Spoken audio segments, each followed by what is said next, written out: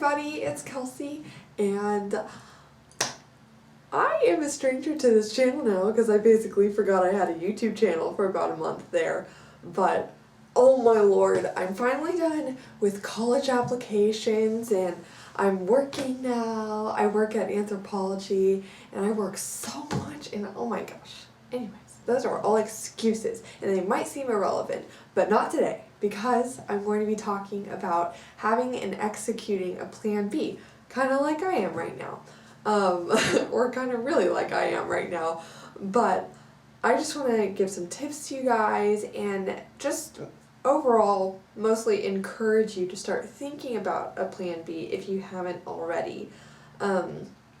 So first off, I guess I'll talk about reasons for having one. Besides the obvious, it's really important to have a plan B no matter what you're in, but especially ballet because it's an extremely dangerous little risky business, like I have learned, and anything could happen and you could be out at the drop of a hat. You really don't know, and so it's extremely important to have a plan B.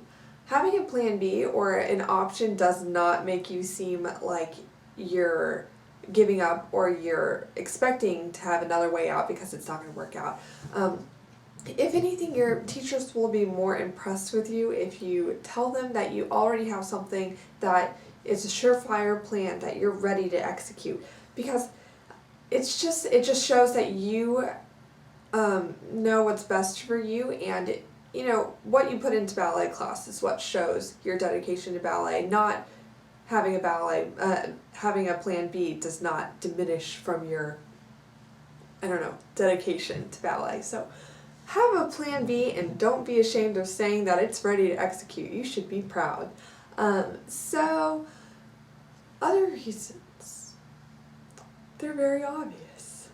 It could really save your tail one day. And whenever something happens, hopefully it doesn't to you, but if something happens, you'll really, really regret not setting up a plan.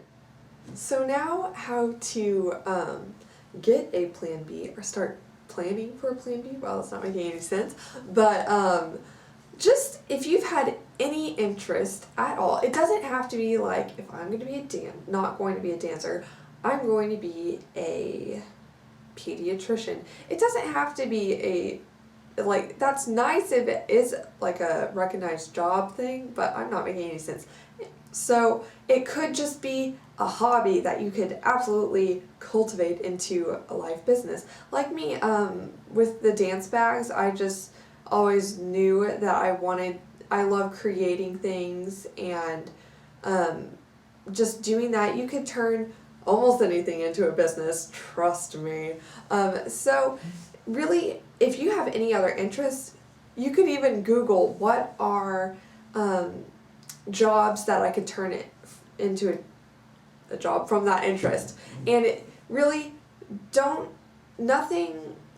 almost nothing is too small to turn into a plan B. Just really know that your options are wide open, and don't blow off things that you might really be interested in and you really could turn into a job or career and a future.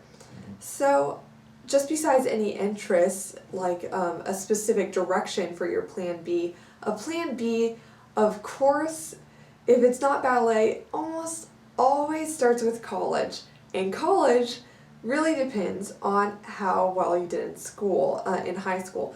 Please never, ever, ever, ever, ever give up on your education. Never let it fall by the wayside. I know whenever you're going hardcore into ballet, especially if you're at a pre-professional school, we have to be homeschooled because, or most of the time, in most situations, because of how much ballet we're doing, we can't do a regular school program.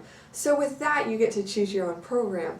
I encourage you, please go for the one that is the most difficult, most impressive, most recognized. Even, I know it's so hard, but you will never regret it. Even if you are going through so much and it's really stressful to do this program, I would just find a way to, because even if you do become a dancer and you're like, wow, I went through all that stress for nothing, dancing, no matter what talent you have or who you are, it is a short-term career. So that education will never be wasted, even if you didn't have to execute a plan B that had to do with going to college.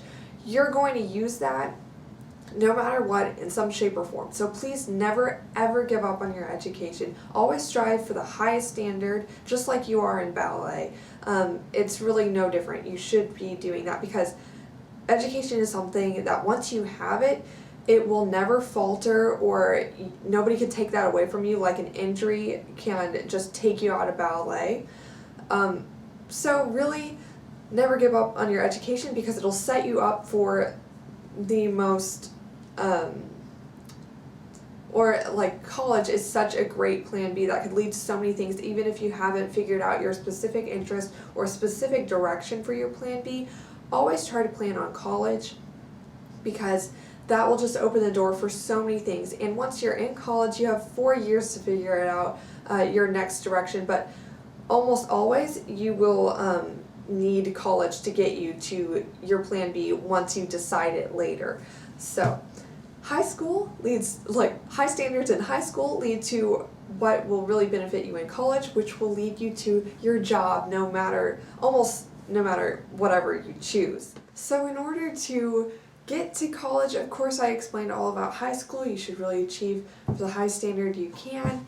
But what I have found is I totally should have taken the entrance test, like the standardized testing, which is ACT or SAT. There might be others, I'm not sure, for different regions of America. And sorry, this is mostly just helping American students. Sorry about that, but I don't really know any other countries' schooling systems. But so absolutely, I found this out the hard way. You should definitely take this standardized testing that you need to take. I took the ACT because it was first available. To get into college, you need to take that on time because even though, like for my situation, I found out I couldn't dance anymore in June, and that is too late to apply to colleges for the fall whenever most people enter college. So I was like, I don't really want to wait a whole nother year. I'm going to enter in the spring, which some colleges allow you to apply and enter in the spring semester. So that's what I'm doing. And so I had never taken those tests before, but I need them to apply to college. And I was like, oh my gosh, I should have taken them whenever everybody else at my age took them, so I could just have them ready, and my knowledge of those kind of tests was fresh back then, and now it's not so much. So I would definitely remind you and recommend to take your SAT or your ACT on time. Whenever I should have been taking it, I was so busy with ballet. I was about to go to summer programs. My mind wasn't even on that. I was like, that's not part of my plan right now. Totally should have, even though I was already kind of thinking about a plan B, knew that college was in my future someday, no matter how I had to fit it in. If it was a plan A or a plan B, I knew that I was going to go to college, but I should have done the standardized testing whenever everybody else was, because my knowledge of it was fresh and it just would have been so much better. So take my advice whenever I say, take it on time, because then I had to take it last month, and I had the summer off, and I could have taken it, I'm just rambling, but hopefully it'll help somebody. I could have taken the test more times and practiced it more if I started earlier, but I only had one chance to take it because I needed to send in my college applications and I had run out of time. So I definitely recommend, no matter what your situation is, take your standardized testing, because I think your scores last you for 5 years, so you can apply to college with those test scores. So yeah, that was kind of random, but definitely do that. I recommend it because I didn't like being put in that situation that I put myself in. So do the standardized testing. So I think that is all I have to say for now about this subject. probably going to think of a million things to say after I turn off the camera, but to summarize, please, please, please have a plan B. It will really benefit you. It will make you multifaceted, just and it'll enrich you in your experiences and as a person just by cultivating another interest and not being all eggs in one basket in ballet and tunnel vision just in ballet. If you have other interests and if you kind of have a little life outside of ballet, if you can, just kind of thinking about this other interest, or especially if you're trying to turn it into a plan B or a job, or you're doing something with it as you're dancing, it'll really enrich you because you have more going on than just one thing. So that's another reason to have one. And so definitely have a plan B. There's so many good reasons to have one, and most all of plan Bs involve education. So of course keep in your academic standards as high as you can. So I think that's all I have to say, and I wish you luck with all of your plan Bs, and I really hope that your plan As work out, but if not, this will be there for you. So sorry this was super rambly, but I'll talk to you again later. Bye!